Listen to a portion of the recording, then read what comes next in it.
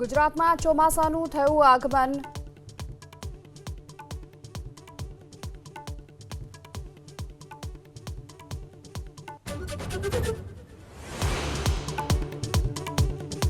ખેડૂત આંદોલનના સમર્થનમાં મોરબીના બાળિયા તાલુકા ભાજપના ઉપપ્રમુખનું રાજીનામું। સરકાર ત્વરિત નિર્ણય ન લેતા રાજીનામું અપાતું હોવાનું પત્રમાં ઉલ્લેખ।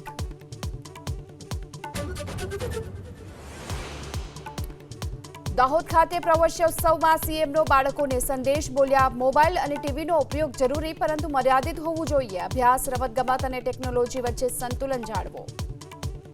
તો હવે આ બધું જ તમારે કરવાની છૂટ છે, પણ એનો ટાઈમ નક્કી કરવો પડે ને। આખો દાડો ટીવી ને ટીવી છૂટ્યું તો મોબાઈલ।